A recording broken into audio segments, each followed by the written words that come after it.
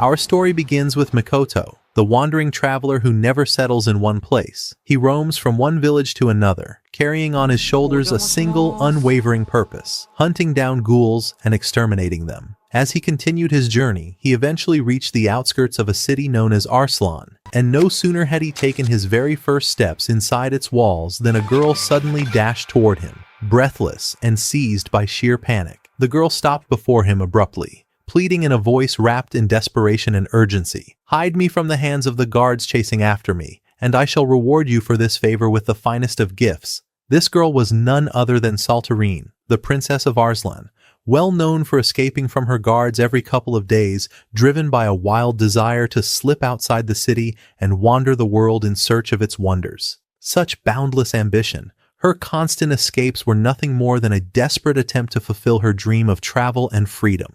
It wasn't long before the guards arrived, searching for the runaway princess. They questioned Makoto about her, but with sharp wit and calm composure, he hid Salultterine without revealing her whereabouts. The guards eventually left empty-handed, and once they were far enough, Salultterine emerged from her hiding spot with deep gratitude painted across her face. She thanked Makoto for concealing her, and offered him a reward in the form of delicious food. She took him to a sweets shop and bought him a pie. What a stingy princess. After that, she gave him a tour of the city, and it was clear that the townsfolk adored Salultterine, and were fully accustomed to her constant attempts at escaping from the guards. To them, it was nothing unusual. After a while, they both returned to the palace, where Salultterine prepared dinner for Makoto. She told him, "I've prepared dinner for you and brightened your mood. Now tell me a little about yourself and your adventures." For she longed to leave the town, finding it unbearably dull. Makoto warned her that the world outside was dangerous and that she would get hurt. But Salultterine didn't believe him. Sadness welled up inside her, and she quietly said that it was getting late and she should sleep. Yet on the other side of the city, enormous hordes of ghouls had already gathered, preparing to invade and overrun the kingdom.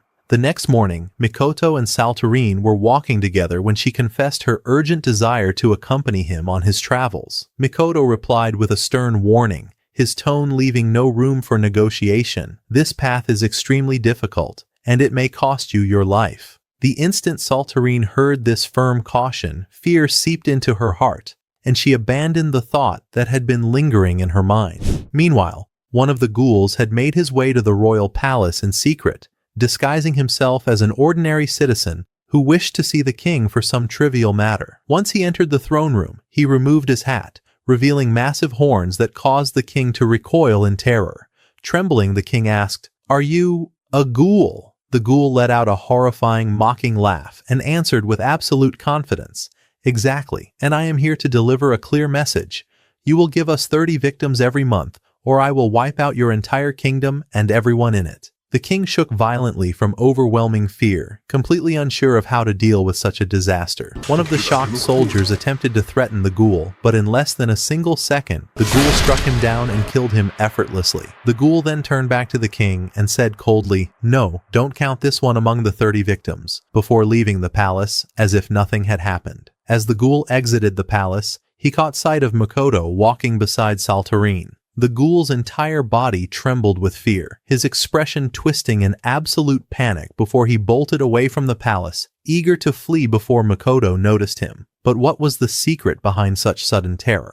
Makoto caught a glimpse of the fleeing ghoul. The moment he turned his face toward him, his entire demeanor shifted. The gleam in his eyes vanished. His expression darkened with ominous intent, and his presence radiated an unsettling aura, as though he was about to unleash something catastrophic. Salultterine turned toward him to speak, only to find that he had already disappeared. Terrified and confused, Salultterine rushed toward the palace, drawn by the commotion and shouting echoing from within. Inside, the king was utterly lost, unable to decide how to respond to the impending calamity. The people were divided. Some demanded war and confrontation, while others believed they must offer sacrifices to avoid total destruction. When the king saw his daughter Salultterine, he sighed deeply and said, "I must confess something to you. Haven't you always asked to leave this country? Very well, I grant you permission now." Shocked, Salultterine asked with disbelief, "What is happening?" At that very moment, the soldiers' voices rose in alarm. "A massive army of monsters is about to invade the kingdom." Salultterine ran forward to see them for herself, when suddenly something strange began happening to her. She wondered anxiously, "What is this? My eyes, they hurt. My body feels hot.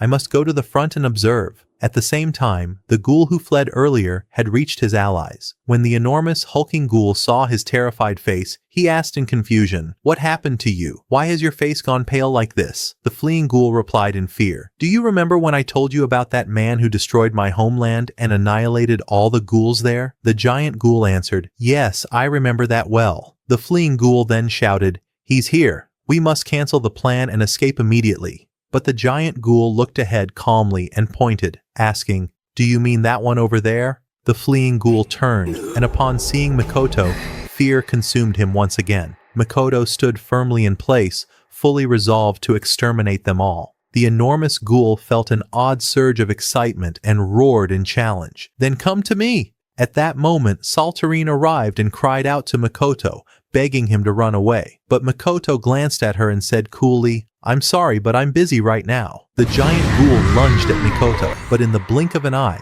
Makoto had already severed his arm. The ghoul crashed to the ground, bleeding heavily and unable to move. Then Makoto calmly tied his hair back, and with his eyes shifting into a terrifying new color, he charged at the remaining ghouls. One by one, he slaughtered them with overwhelming power. Salultterine stood frozen in shock and horror, witnessing the monstrous strength that Makoto possessed. After finishing the battle, Makoto decapitated the giant ghoul and spoke to him mockingly as he drew his last breaths. "And you're the last one. What is this strength you boast about? Where did it even come from?" Once he wiped them all out, Makoto turned to Salultterine and said, "It's over." His face returned to normal, and he flashed her a victory sign with his fingers. Salultterine thought to herself, "He's supposed to be a hero for saving the kingdom. But must a hero really be this terrifying?" Before she could finish her thoughts, a dog appeared, carrying Makoto's belongings as if telling him, "Let's go." Makoto wiped the blood off himself and walked away from the city without hesitation. Salultterine tried to chase after him to stop him, but she couldn't move past the overwhelming number of corpses blocking her path. A full month had passed since that incident, and Salultterine was still confined within the walls of the city, haunted by a single persistent thought. What would have happened if I had decided to go with him back then? This question awakened a powerful resolve within her. Gathering all her strength, she went to the king, her father, and declared with unwavering determination,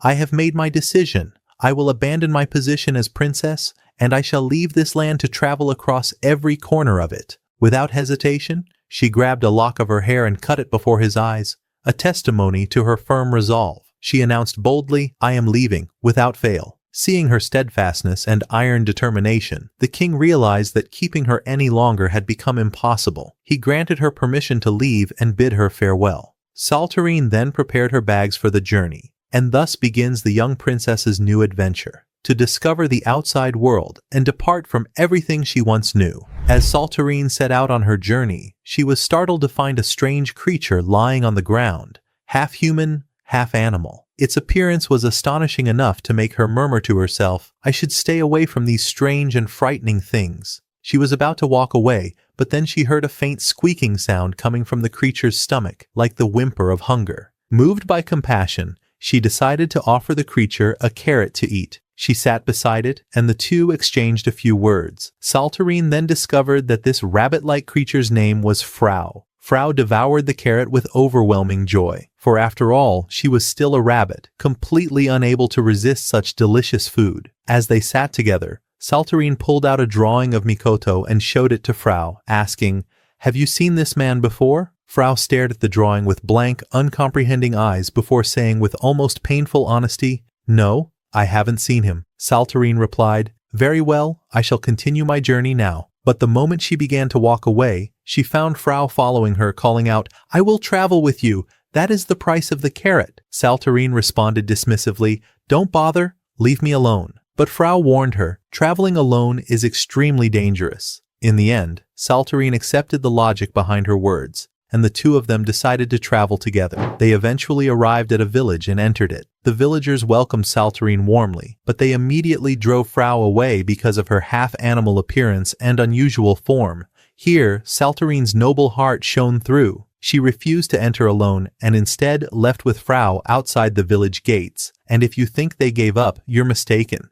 They returned once again, but this time, Frau wore a wide cloak that completely concealed her long ears, hoping no one would recognize her. They carefully sneaked back into the village, trying their best to avoid being noticed. But after only a short walk, the village chief caught them. Strangely enough, and due to Frau's disguise, he did not recognize her at all. I truly don't know how he failed to notice, my friend. Perhaps his mind was foggy, or exhaustion had taken its toll. The chief escorted them to his home to honor and welcome them. Salultterine sat eating with the man, while Frau was completely absorbed in munching on her carrots inside the room. After the meal, Salultterine questioned the chief with clear suspicion. Why all this excessive generosity and kindness toward us? Do you intend to make us your servants or what? The man replied calmly and sorrowfully, as though recalling a painful memory. No, my daughter, until just a few days ago, monsters plagued this village. They attacked us relentlessly and devoured our people mercilessly. He continued, but a lone traveler passed through our lands, slaughtered all those monsters, and saved the village from certain destruction. That is why our people now live in safety and peace. And of course, after witnessing the heroism of that wandering traveler, I decided that from now on, I would welcome every passerby who enters our village, said the village chief with his respectful tone as he recounted the story to Salultterine about their savior. Here, Salultterine realized that this savior could only have been Makoto, so she asked the chief about him. The kind man replied that Makoto had already left and that he did not know where he had gone afterward. Salultterine simply said, very well, then asked him why the villagers hated demi-humans so deeply. The chief answered clearly, because they are mindless beasts and they pose a great threat to humans. Salultterine replied, very well, and left him to go to her room to sleep. But before she closed her eyes, her conscience began tormenting her. After all, she had deceived this generous man by sneaking Frau into his home without telling him her true identity. Yet in the end,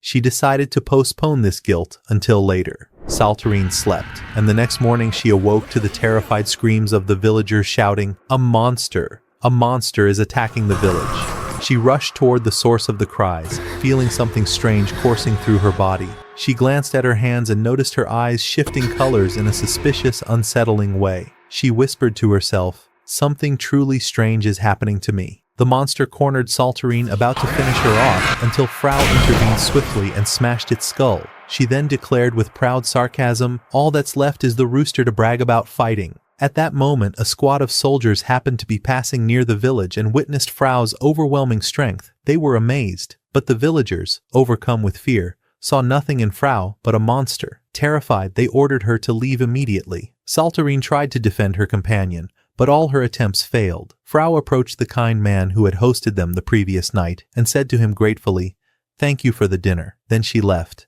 and Salultterine left with her. As they continued on their way, the same group of soldiers who had witnessed Frau's strength suddenly appeared and arrested them both. Yes, both of them were taken to the kingdom of Remedal and thrown into prison to answer for what they had done. But moments later, Hawthorne entered the cell to free them. He told them that they were arrested because humans were not allowed to travel with demi-humans. Then he added that he knew the truth. He had seen Frau bravely defend Salultterine, and the village elder had thanked her. For that reason, he had come to release them. So why did he arrest them in the first place? Perhaps he was suffering from emotional emptiness. Both Salultterine and Frau felt extremely hungry, so they said to Hawthorne with strange logic, "Since you arrested us, you are responsible for getting us something to eat." Hawthorne smiled and replied, "Very well," then took them to the village to get them lunch. He warned them, "Lunch only, please. Don't ask me to join you for dinner as well." They assured him, "Don't worry." While they were walking down the street, a group of small children approached them. They turned to Hawthorne, assuming Salultterine was his lover, and said to him with laughter, "You really know how to choose, you fool. She's beautiful." Salultterine quickly snapped back in refusal. "His lover? Never. He's not my type at all." The children burst into laughter and ran off. Meanwhile, Frau wasn't paying attention to anything. They were too busy chomping on carrots. At the very same moment, two powerful ghouls arrived at the kingdom of Remedal, ready to begin their attack. The small girl was named Mickey, and the large ghoul was called Set. Mickey possessed the power of a cannon sealed within her eye, and she began concentrating her energy, preparing to destroy the gate. Mickey fired the cannon. Everything before her exploded violently, and all the people standing in front of Salultterine were instantly killed. After releasing that massive energy blast, Mickey's strength was completely drained, causing her to transform into a small child for 5 minutes. Set seized the opportunity to take over the kingdom alone and rushed toward everyone to slaughter them. Some desperate soldiers tried to stop Set's advance, but they were like fools pushing against a wall. Could they not see the size of this elephant? Set didn't give them long. Within moments, he slaughtered them and smashed their heads with brutal strikes. At that critical moment, Salultterine felt her body burning with fever, her eyes twisting into a terrifying form. She rushed toward the ghoul without thinking. Hawthorne tried to hold her back and stop her madness, but she couldn't hear a single word he said. Set saw her charging toward him and moved to attack her, but Frau leapt in to protect her, delivering a swift kick. Yet it didn't affect him in the slightest. That disgusting ghoul needed an entire army to handle him. Frau shouted at Hawthorne, "Take Salultterine and run! I'll take care of this!" Frau launched attack after attack against Set, all to no avail. At the same time, Hawthorne began evacuating the villagers from danger, but when he looked around, he found that Salultterine had vanished. Of course, we all know exactly where she had gone. At that moment, Frau was on the verge of death. Set had prepared a finishing blow meant to end her life, and Frau had nearly surrendered to her fate. But Salultterine's voice tore through the despair as she yelled, "Don't you dare give up, Frau!" These words gave Frau just enough strength to gather her remaining power and land a mighty strike on the ghoul, yet immediately after, she collapsed unconscious. Such is the expected outcome for anyone who takes Salultterine's advice during life and death situations. When Set saw Salultterine, he sneered mockingly, "You came again? Very well. Come and receive your punishment," and charged toward her to kill her. Salultterine felt her body grow hotter, her eyes shifting even more. Her condition had reached a catastrophic point. Set attacked her, yet in a single swift movement from Salultterine, his massive arm flew off. What a miracle. At last, this girl showed some usefulness. Elsewhere, Mickey, the second ghoul, sat under a tree outside the kingdom, waiting for her strength to return so she could launch another attack. Suddenly, Makoto appeared before her, saying in a chillingly calm voice, "Hello." The girl froze in shock. She hadn't sensed anyone behind her. Makoto sliced the tree in half with a single stroke and said, "Prepare yourself. I'm going to cut you down now." Mickey's face shifted through every shade of shock and terror. Then Makoto added coldly and with deadly arrogance, "If I kill you now, while you're this weak, I won't feel any joy in the fight. Wait until your full power returns, then I'll kill you." What a humiliation indeed. Back to Salultterine, who was smiling with the confidence of a victor after severing Set's arm. But Set let out a loud, furious laugh and challenged her. "I'll kill you regardless." He charged forward, delivering a punch with all his strength. But Salultterine blocked it with a single hand, effortlessly. At this moment, Mickey's power was nearly restored, and she decided it was time to begin her battle with Makoto. The two stood face to face, ready for a decisive confrontation. Mickey unleashed the power of the ghoul eye within her, activating a new force called Sendo.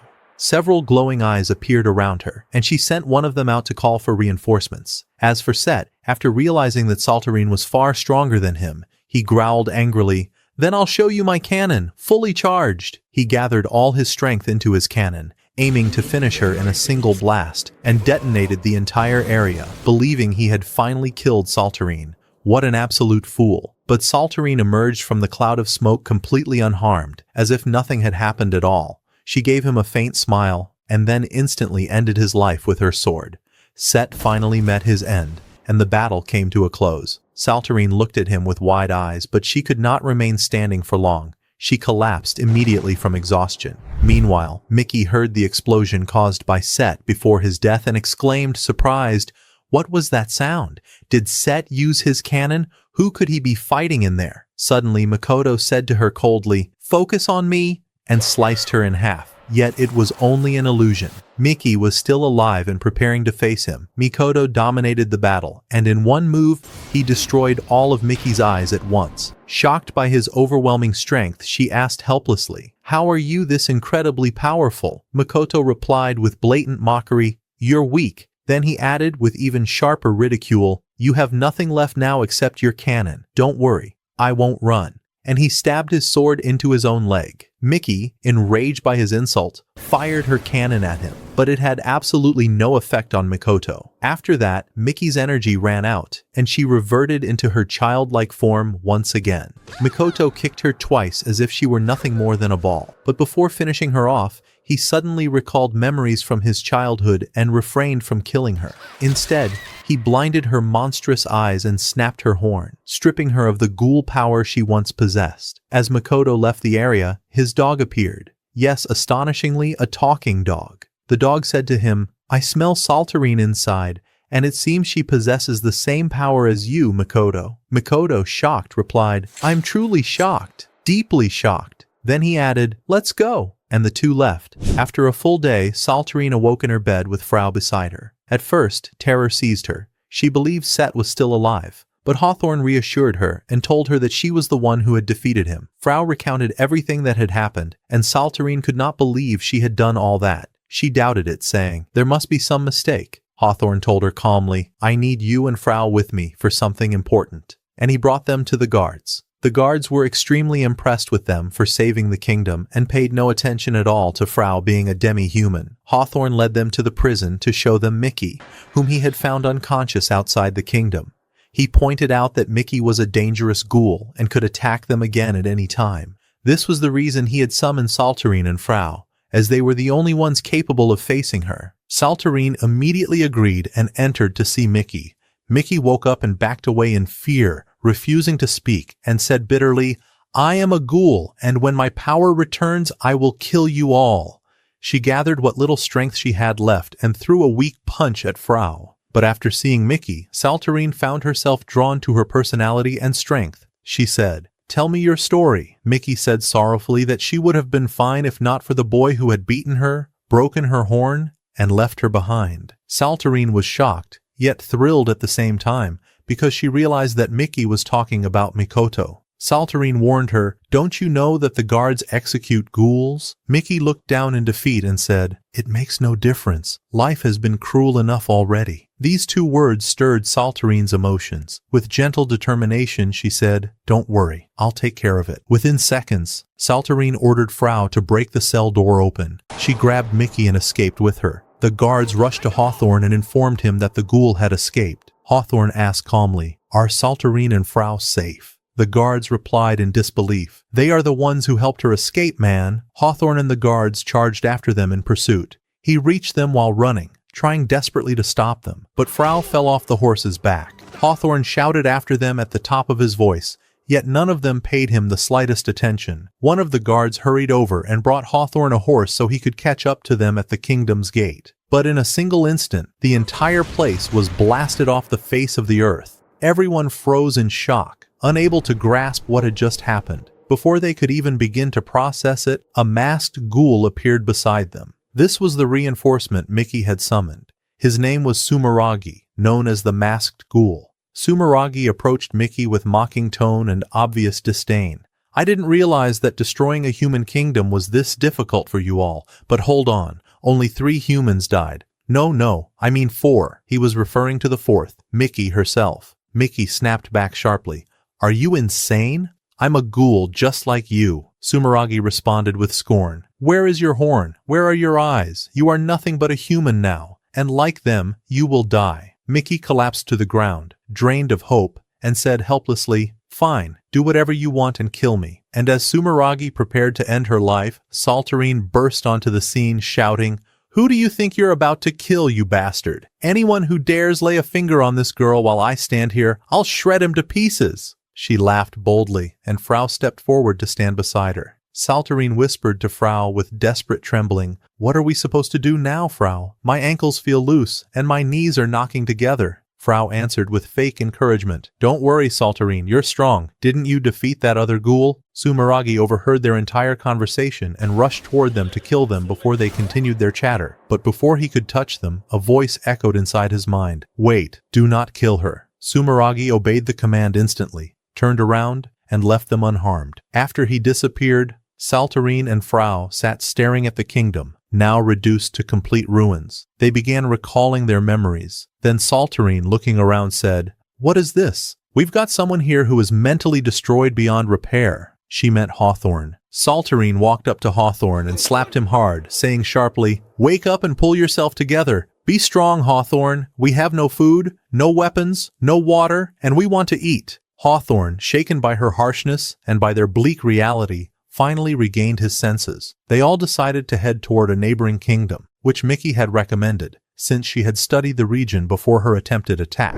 They reached the village and entered an inn to rent a room. But the innkeeper refused instantly, saying, "There is no place for demi-humans to stay in my inn." At that moment, Hawthorne stepped in and said, "Don't worry, I'll handle this." And indeed, he managed to handle it, convincing the man to let them stay. They went up to the room, and Hawthorne took out his wallet, handed it to Salultterine, and warned her in desperate frustration, "Go buy us some food with this, but I warn you, do not spend it all. This is all I have left in this world. Ever since I met you, misfortune has chased me relentlessly. My money vanished, the kingdom collapsed. Why is your bad luck this catastrophic, Salultterine?" She replied with a mocking laugh. "Don't worry, I'll return with the wallet completely empty," and walked out. After Salultterine left to buy food, Hawthorne sat on the ground, drowning in his sorrow, and said bitterly, "I am a soldier prepared to die for my duty, yet the very people I dedicated my life to protecting are dead. Everything vanished in a single second." He added weakly, "I can no longer pretend to be brave." Frau approached him and gently patted his head, reassuring him softly, "Don't worry, you're strong enough, and we are your support." Hawthorne regained a bit of his strength and said,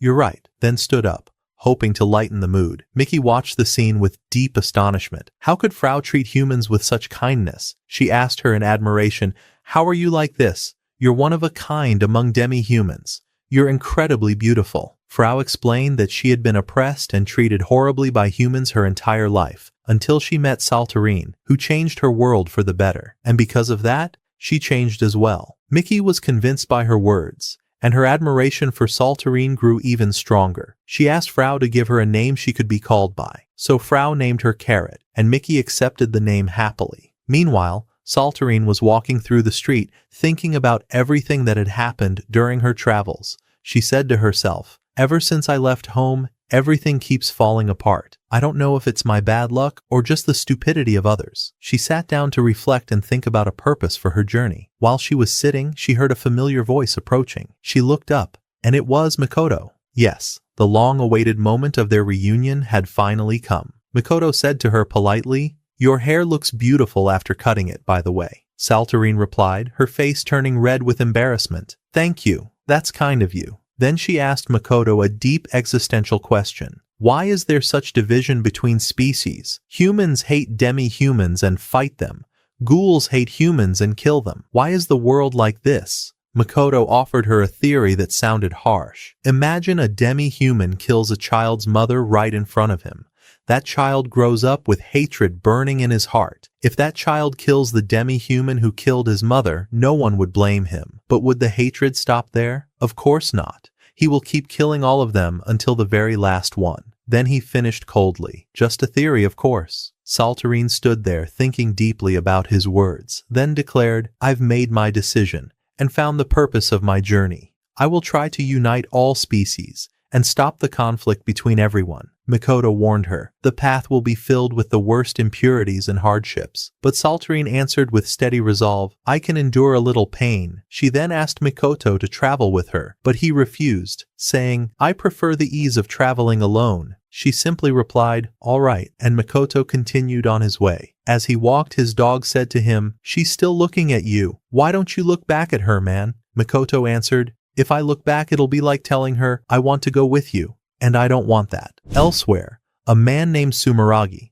the same man who had stopped Summaragi from attacking Salultterine, was confronting the masked ghoul. Summaragi asked him, "Why did you stop me? I was about to finish her." Summaragi replied sternly, "I saved you. You have no idea how strong she is. She would have killed you." Summaragi asked him, "And who told you to stop me?" Summaragi answered bluntly, "You'll find out soon. It seems the matter involves major conspiracies." At that moment, the scene returned to Hawthorne, who noticed a small child approaching him. The child walked up to him and asked, "Are you still alive?" Then hugged him. The boy began telling his story. He had been guarding the library as usual when a woman suddenly emerged, looked at him with a terrifying gaze, and then he found himself transported into the forest. Filled with fear, he wandered until he reached the city. Hawthorne realized from the boy's account that the one who saved him was the forest witch. When Salultterine heard the word witch, she said to Hawthorne with excitement, "We have to go thank her, or do you want to deny her kindness, soldier?" Of course, she didn't care about the soldier or the kindness. She just wanted to meet the witch. Everyone rested for the night, preparing to visit her in the morning. But Carrot slipped away secretly in the middle of the night and met with Sumeragi, who offered to restore her ghoul powers, on the condition that she provide him with enough information about Salultterine. She hesitated in confusion, torn between fear and loyalty, but the fear he instilled in her eventually pushed her to accept his vague conditions. The next day, the group reached the witch's dwelling, which turned out to be nothing more than a towering, colossal tree. They entered what resembled a juice tavern, where they were welcomed by Winnie, who said, "You've honored us with your presence." She examined them closely, then remarked with sarcastic amusement, "I see here a human, a demi-human, and a ghoul. Is this a farm, or a cocktail of species?" Salultterine cut her off eagerly. "That doesn't matter right now. What matters is that you teach us magic as quickly as possible." Winnie served them drinks, claiming her heart was kind and generous. But could she really be trusted? She was moments away from charging them for both their past and their future. Hawthorne asked her why she had saved the boy. Winnie explained that she had been in the library by coincidence when she sensed a massive energy heading toward the city. She stepped outside and found the boy there, so she saved him. Hawthorne, grateful, said, "You saved a soldier from my kingdom. You have my deepest thanks, Winnie." She blushed, replying shyly, "You're welcome." Salultterine asked her about magic and spells, and Winnie replied that there were many types, offensive and defensive. Salultterine said quickly, "Then teach me anything." When Hawthorne asked her why, Salultterine explained that since the beginning of her journey, she was neither good at sword fighting like him, nor physically strong like Frau, and she needed a way to defend herself and her friends. Frau, believing in her, said, "You're strong, Salultterine. You're the one who defeated Set." But Salultterine replied, "I don't even remember defeating him." Winnie declared, "Very well, I'll teach you magic on 3 conditions. First, you must never speak of what happens here to anyone. Second, you must obey me without question. And third, you must pay me $1 million in cash." Salultterine was shocked and exclaimed, "A million what? I can barely afford my meals. How am I supposed to pay that?" Winnie, softening her stance, said, "Fine. Considering your situation, I'll accept all the money you're carrying with you." Salultterine stared at Hawthorne, who said straightforwardly, "I'm not giving you anything." She pleaded, "Hawthorne, am I more important, or is the money?" Replied coldly, "The money, obviously." Disheartened, Salultterine asked Hawthorne to teach her swordsmanship instead, although the connection between the two things was questionable. Perhaps it was simply the limit of their miserable budget. They went outside, and Hawthorne handed her a stick to attack him with.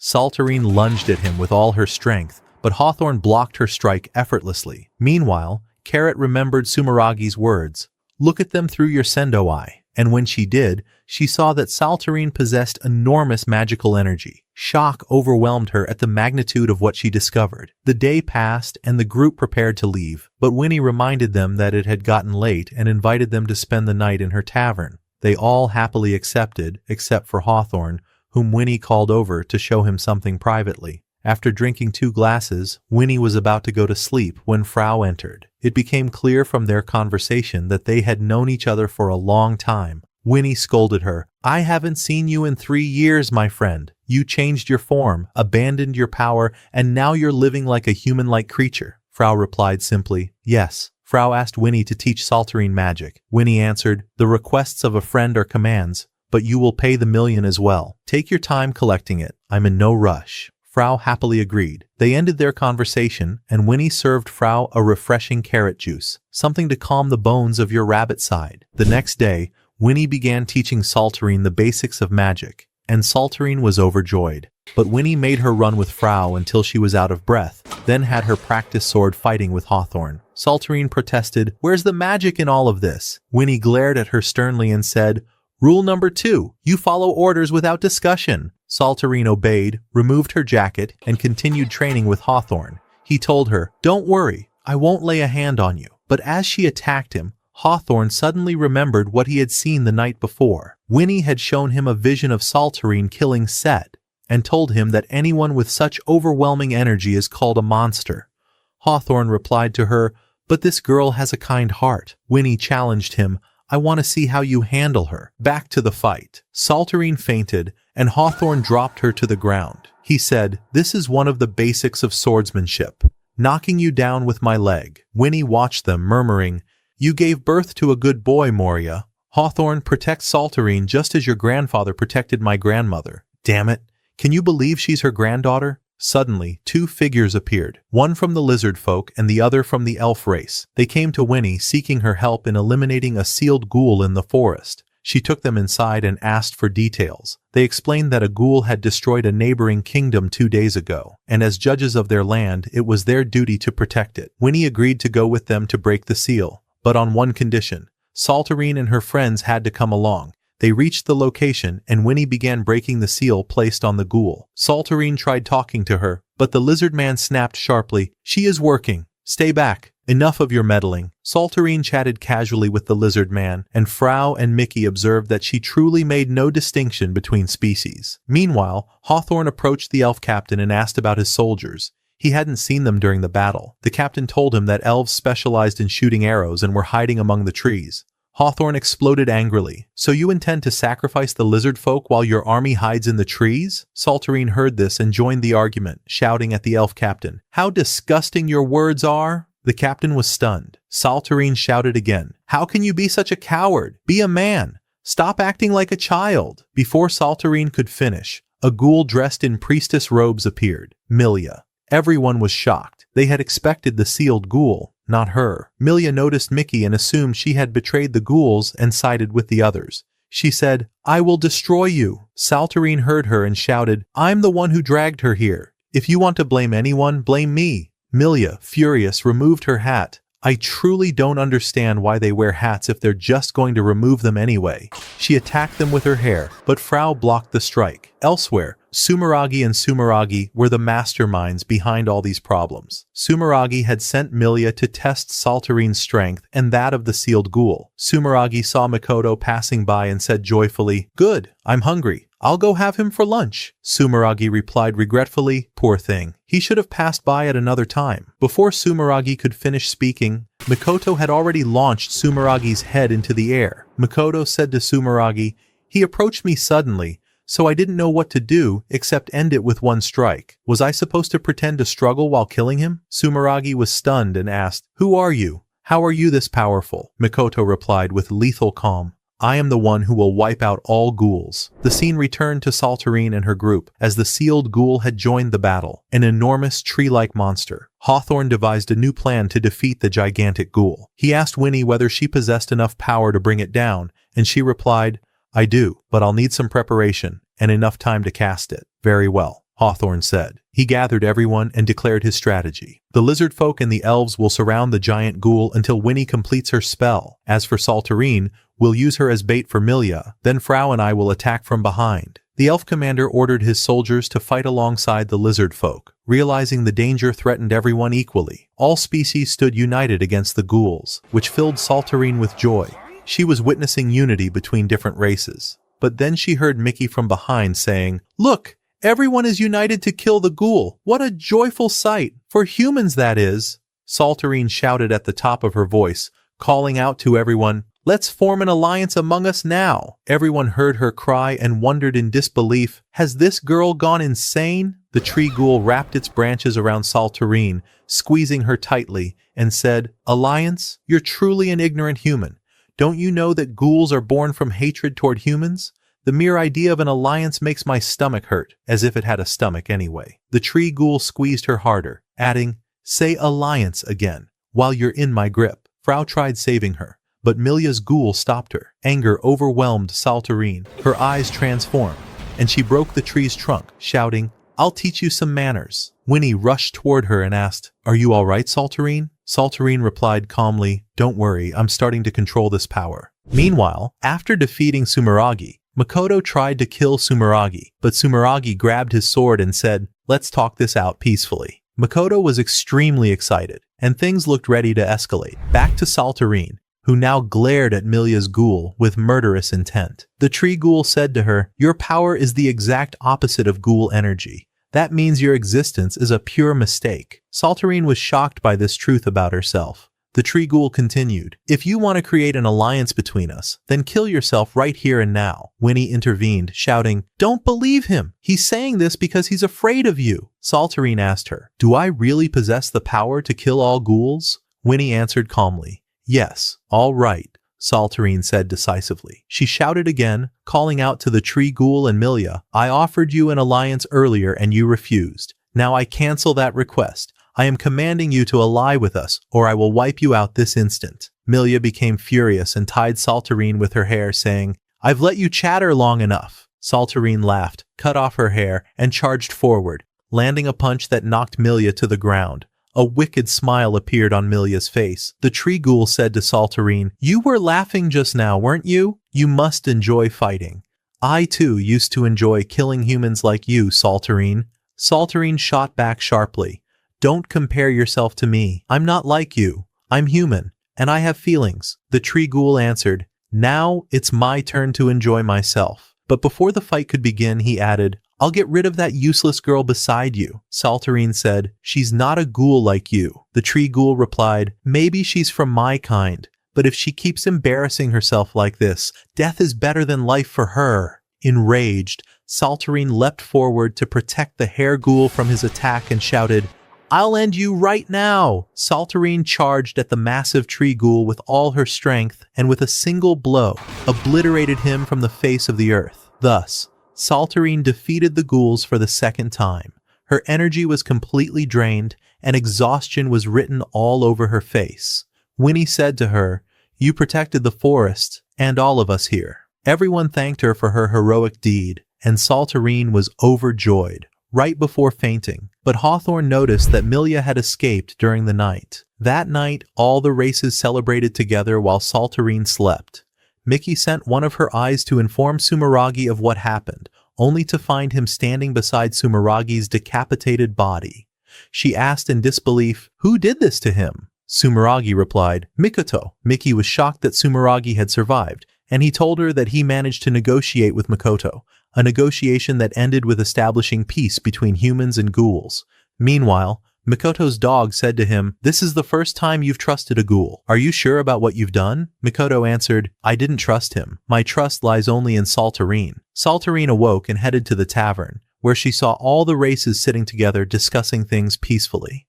She watched them with overwhelming joy, pure happiness at its peak. Winnie came to her and said, Engrave this scene in your memory. It will give you positive strength later. Salultterine replied, All right. The celebration ended, and the lizard folk commander and the elf returned to the forest. Salultterine sat down and said sadly, I must leave this place. I shouldn't stay in one location for too long. She continued deeply, Someone out there is watching my power and testing it. Everywhere I go, misfortune follows. I should travel alone, so no one else gets hurt because of me. Hawthorne looked at her and said, Alone? What nonsense is that? We're sticking with you no matter what. Right, Frau? Frau replied, Of course. Salultterine told them, But you might get hurt because of me. They responded with firm resolve. It doesn't matter. As long as we're with our friend. Salultterine was filled with joy, and tears flowed down her cheeks. The next day, everyone prepared to leave and bid farewell to Winnie. She told them, My door will always be open if you ever wish to return. They continued their journey toward another town. Passed through the gate, the guards warned them that a vampire was in the area,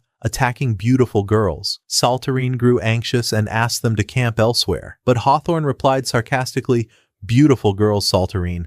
I'm sure he doesn't mean you. He got exactly what he deserved. They entered the city, and hatred was clearly visible in the humans' eyes toward Frau. It was obvious that demi-humans were severely oppressed in this place. Miki grew furious and said to Salultterine, Use your power and punish these humans for mocking Frau. But Salultterine refused. I can't use my power against humans. Miki became deeply upset and saddened. They reached the hotel to rent a room, but Frau quickly left with Miki to buy something to cover her ears so she could stay with them. On their way, Frau spotted carrots and couldn't resist. She went to buy some, but the human treated her terribly. After selling them, he threw the money on the ground and forced her to pick it up herself. Miki witnessed the entire scene. Rage filled her, and she became deeply disgusted by humans. Meanwhile, Salultterine and Hawthorne had reached the room and prepared their things. Hawthorne said to her with worry, I'm afraid for Miki. I don't want her to do something she'll regret later. She's with Frau now, and she's witnessing human oppression firsthand.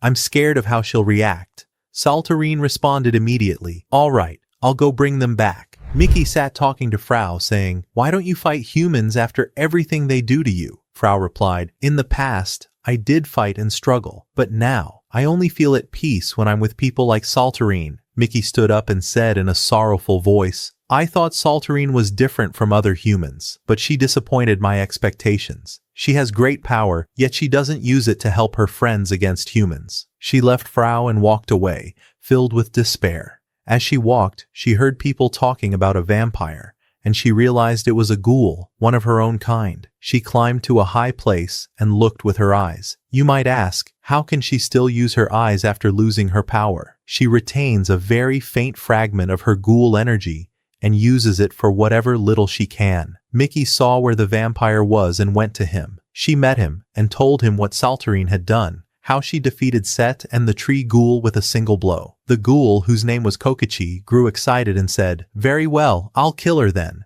But Mickey said, No, I don't want you to kill her. I want you to wipe out everyone in this town. Kokichi answered mockingly. And am I supposed to slaughter the entire town and spare your friends? Mickey was terrified. She wanted to say yes, but fear stole the words from her tongue. At that moment, Frau entered and said to Mickey, Don't push yourself so hard, Mickey. It was obvious that Frau had searched a long time for her until her feet were exhausted. Kokichi glanced at Frau and said, So you're the demi-human everyone keeps talking about.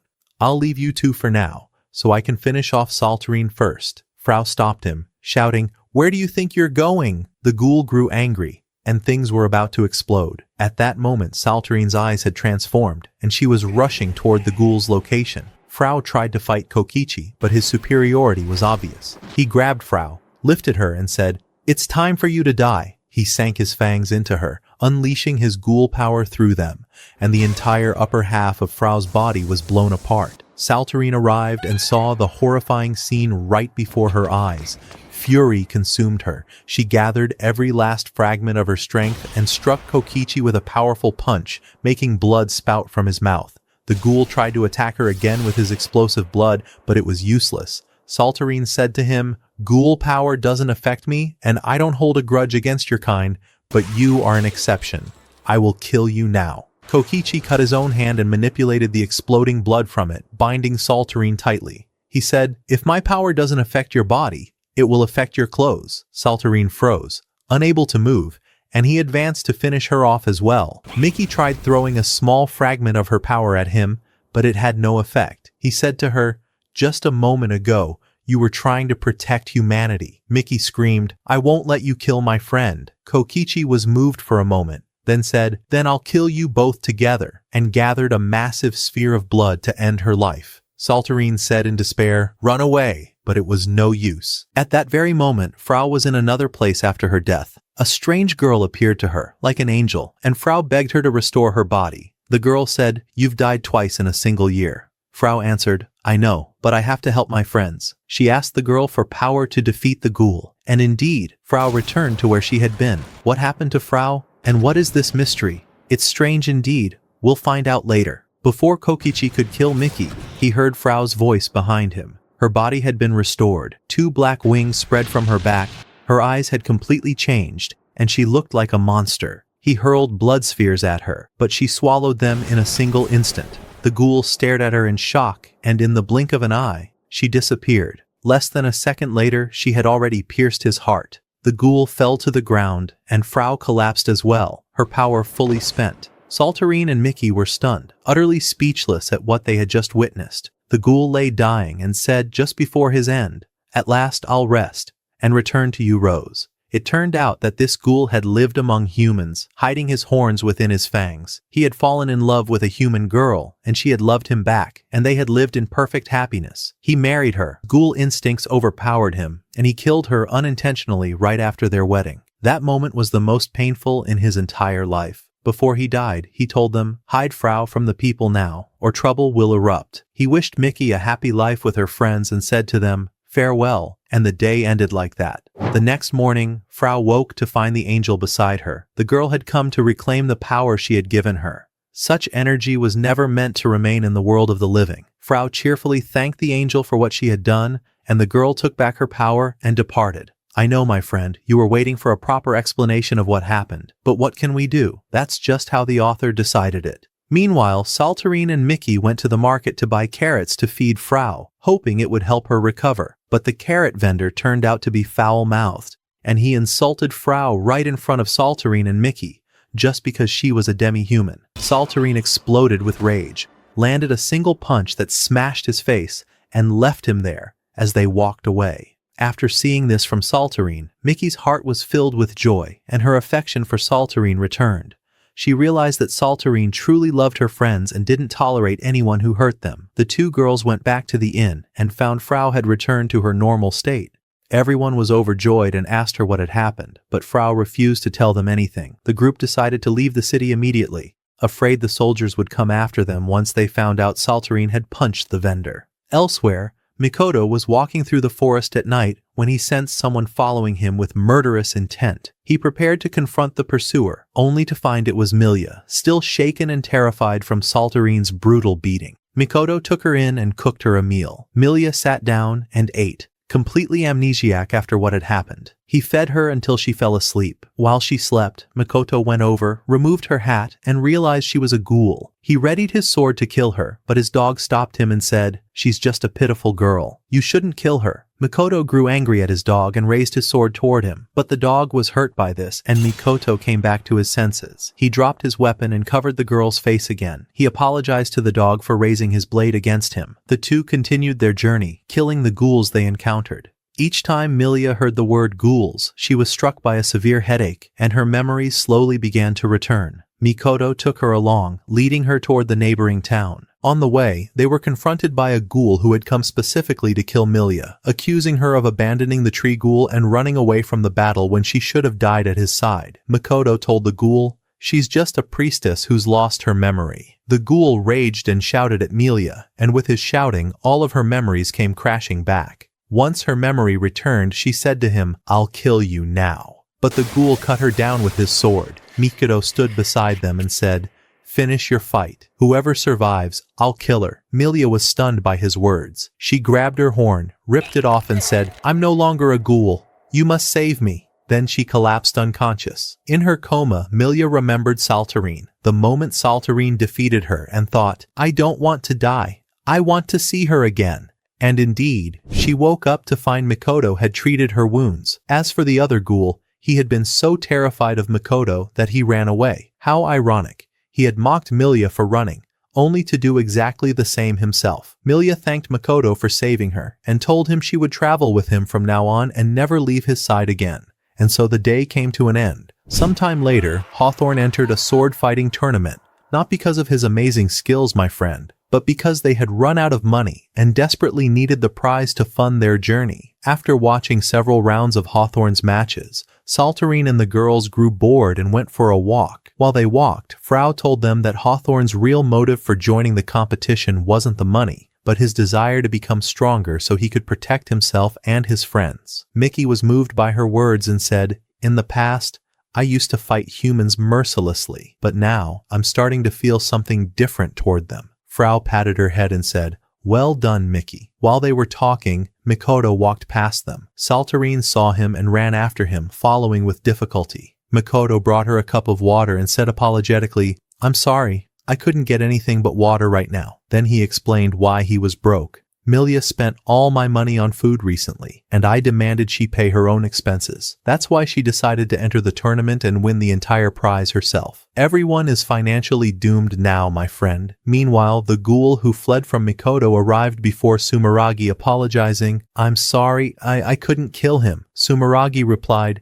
"I know you ran from him once you realized he was stronger than you. Didn't I tell you I observe everything?" At that moment, a little girl appeared, a child with ghoul features. She approached the ghoul and said, "Carry me." The ghoul was confused, but Sumeragi introduced her as the Mask Ghoul, the one who created Samenk. Realizing her importance, the ghoul lifted her onto his back. They climbed up to a special ritual ground used to summon the 100 Ghouls circle. All the ghouls gathered, wondering why they had been summoned. Sumeragi explained the reason. The number of ghouls has drastically decreased recently because of a single human named Makoto. The ghouls became furious, refusing to believe it. But the old ghoul confirmed Sumeragi's words, saying, "He killed a corpse of ghouls right in front of me." "Oh dear, you're still alive? I thought you died at the start." Then a small boy appeared and said to Sumeragi, "Why are you scaring us? We must unite and kill him." Sumeragi pulled out Samenk's severed head and told them that Makoto defeated him with a single strike despite his strength. This deeply affected Todoroki, who was a ghoul himself.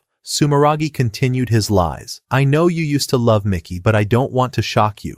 Makoto killed her as well. Brutally. He crushed her eyes and broke her horn. Todoroki was devastated, then furious. He shouted, I will kill Makoto myself! And he rushed toward the city where Makoto was located. All the ghouls wished Todoroki luck, and the meeting ended. I still don't know why that damn Sumeragi won't stop lying. After the meeting, Josie went to Samenk, returned his mask to him, and told Sumeragi she agreed to help him with his plan to form an alliance with the humans.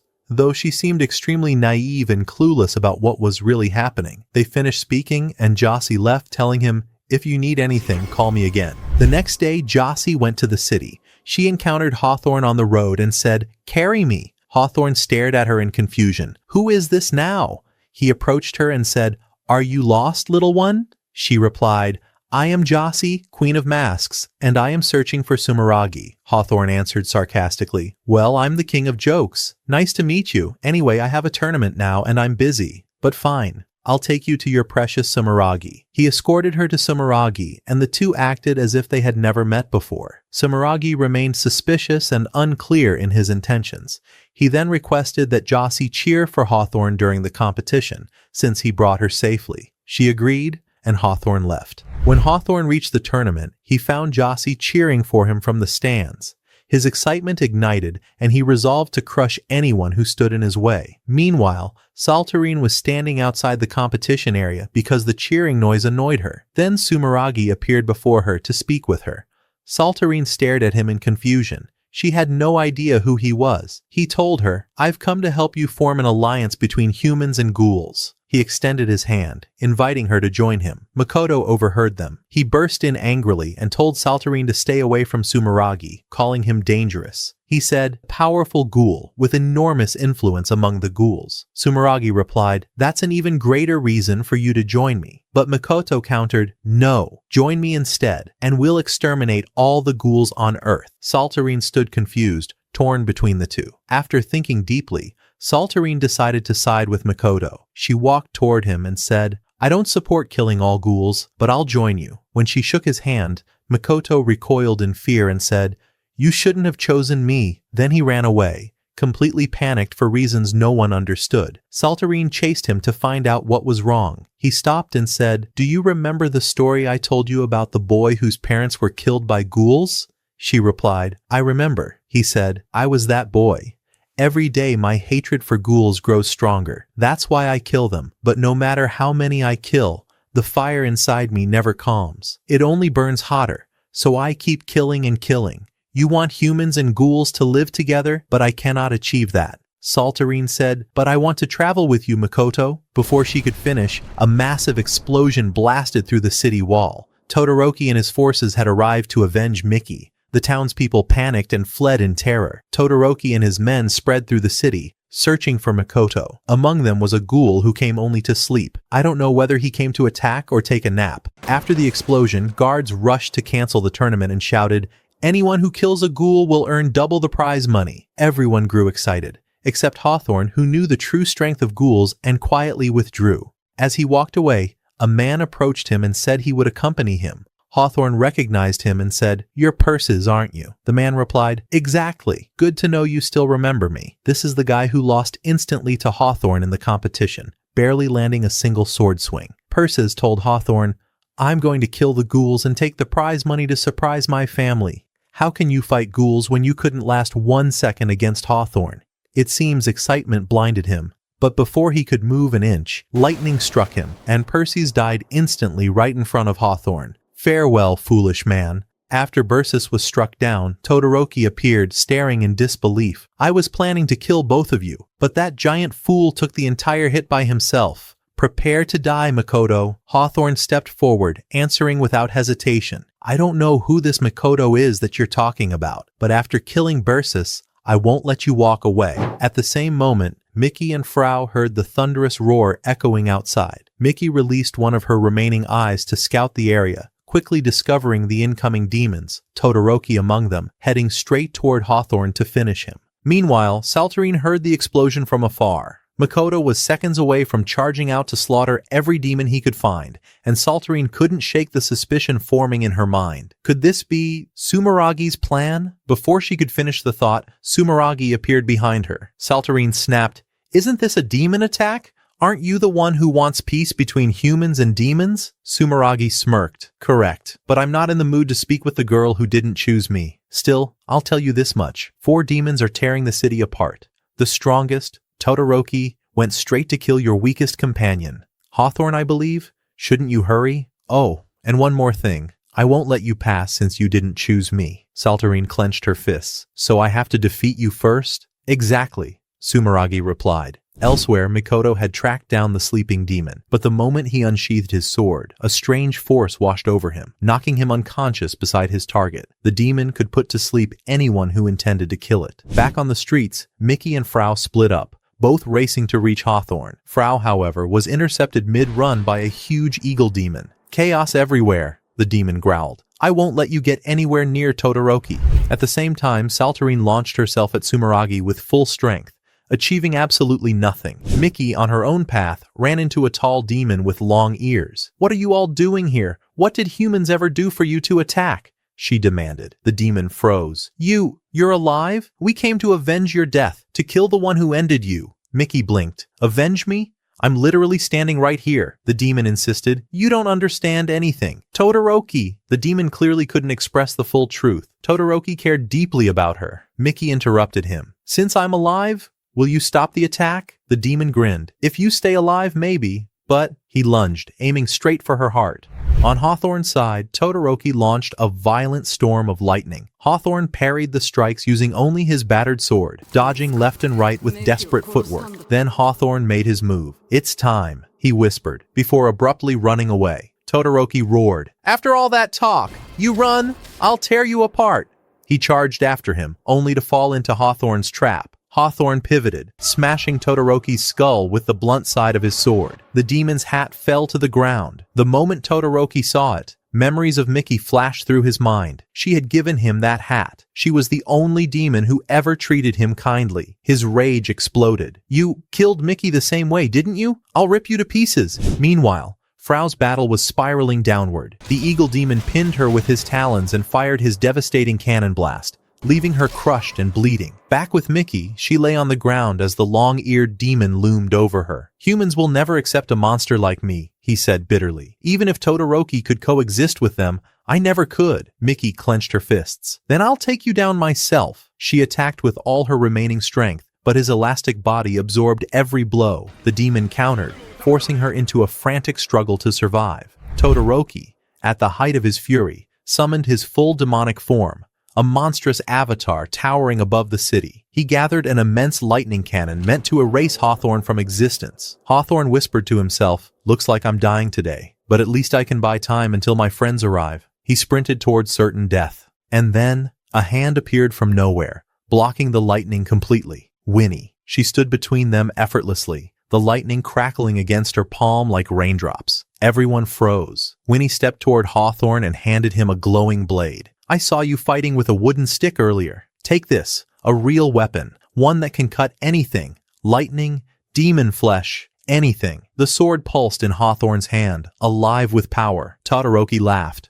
"A joke. You expect that to help him?" He created a sword of pure lightning and charged. Hawthorne met him head-on and split the lightning in half. Driven past the limit, Todoroki prepared his final, terrifying cannon. Hawthorne felt fear creep into his bones, but Winnie's whispered voice echoed in his mind. "Hold the sword with faith, and you can win." Todoroki unleashed the attack. Hawthorne slashed and shattered the cannon in a single strike. The blade carved deep into Todoroki, sending him collapsing in defeat. Hawthorne had won. Meanwhile, Frau's body trembled violently as she lay dying, but the fragment of angelic power Atra left within her reawakened. Her limbs blackened, wings of shadow spread behind her. Frau rose like a monster reincarnated. In a blur of movement, she severed the eagle demon's wing, then his head. The battle was over. Exhausted, emptied of all power, Frau collapsed beside the corpse. Returning to Mickey, she was still completely helpless against the stretching demon.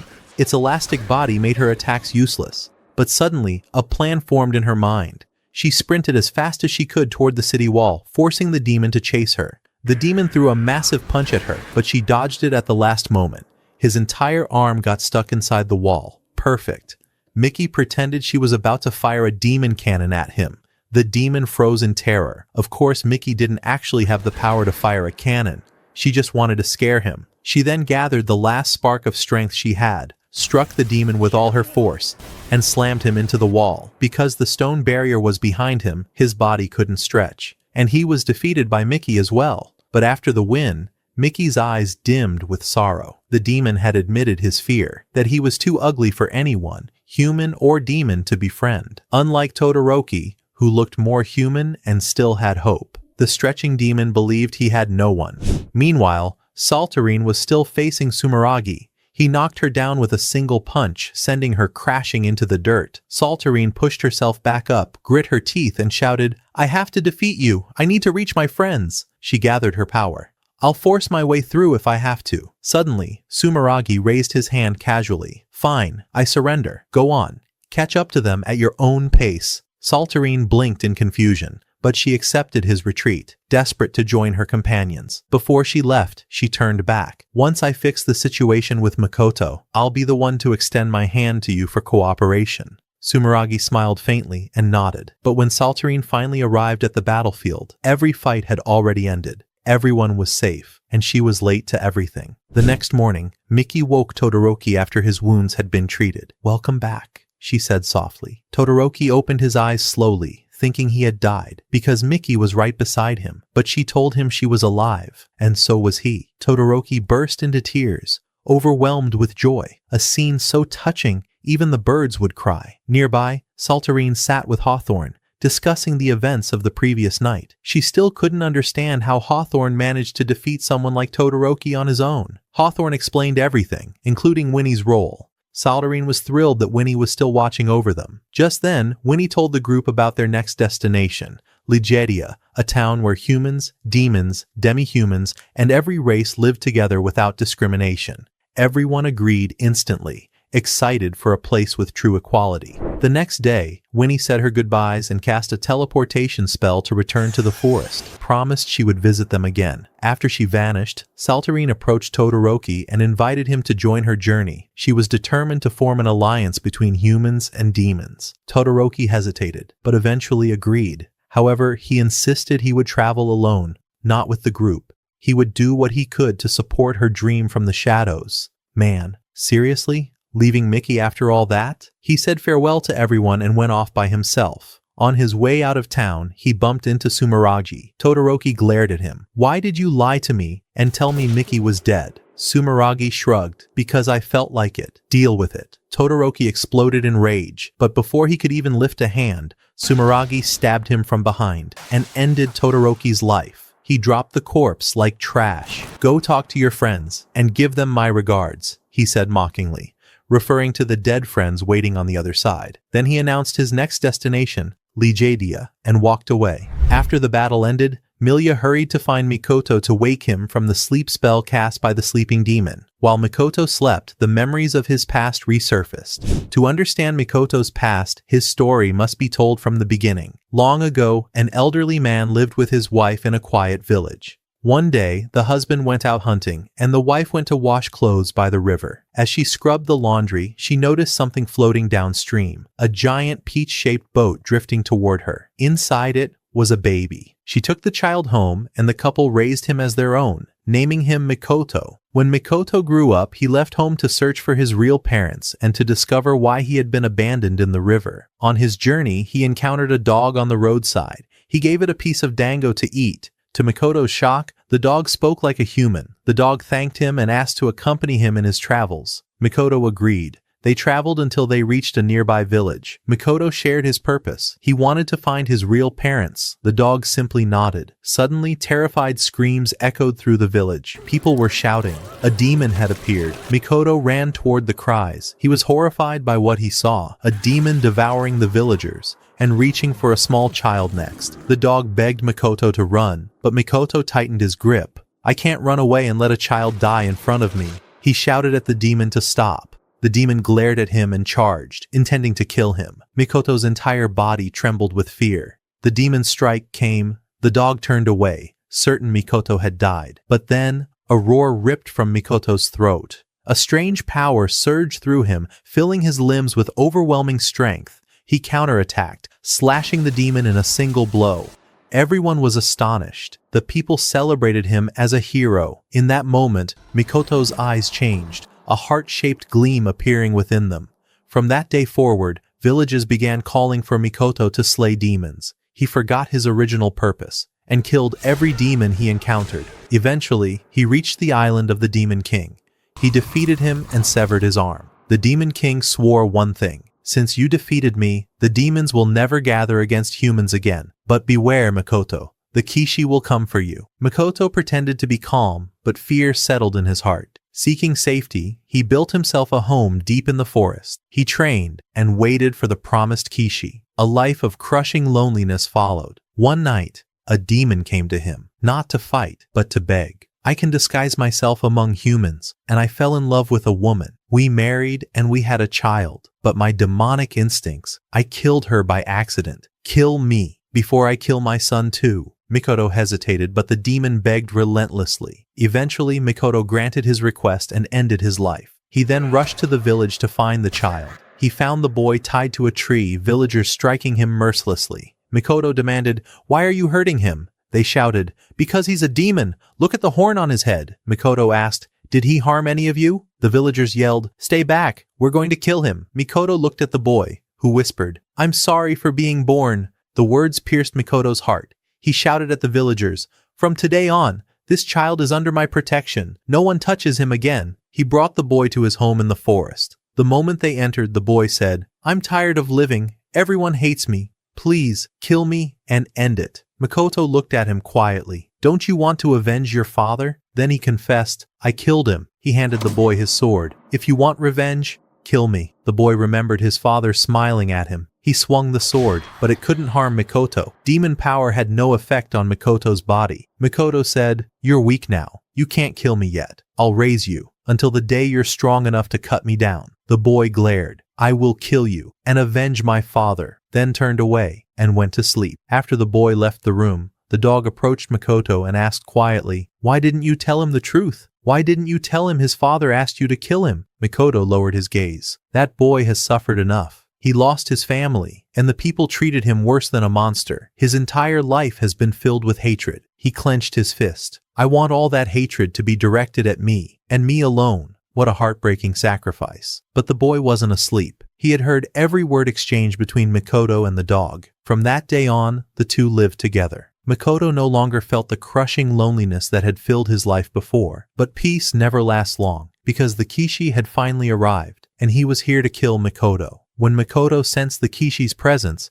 he immediately went to the young boy. "Listen," he said gently. "No matter what happens, smile. Laugh in the face of hardship. As long as you do that, I will always be with you, and I will always protect you." Then he left to confront the Kishi. The fight was brutal. The Kishi sliced off Makoto's arm, then his leg. Makoto was barely holding on, yet he refused to fall. With the last of his strength, he gripped his sword between his teeth and slashed the Kishi across the face. But his energy drained completely, and he collapsed on the ground, unable to move. Meanwhile, the boy had managed to escape the dog's attempts to stop him. He followed the scent and reached the battlefield, only to find Makoto lying in a pool of blood. Makoto smiled faintly. "So, you came after all?" The boy knelt beside him, trembling. "What did he do to you?" Makoto whispered. "Your journey begins now. You must learn to accept yourself, or you will never be able to walk beside others." The boy sobbed. "Life has no meaning without you." Makoto reached out with the last spark of his strength. "As long as you laugh, you will find me beside you, and I will protect you." At that moment, Makoto's power flowed into the boy's body. The Kishi ignited his full strength and detonated the area, intending to kill them both. But as the dust settled, the boy walked through the explosion, holding Makoto's sword. The demonic power from his blood fused with the power Makoto had given him, and in a flash he severed the Kishi's arm. Before the Kishi could speak another word, the boy's horn grew larger, sharper, and he slashed the Kishi clean in half. In that moment, the boy made his decision. He would take the name Makoto, and he would devote his life to hunting down every demon that had twisted this world with destruction. A new resolve was born, a new Makoto was born, and so, the anime ends. We don't know when the next season will be released, but the moment it drops, we'll recap it immediately. Don't forget to subscribe to the channel. See you next time.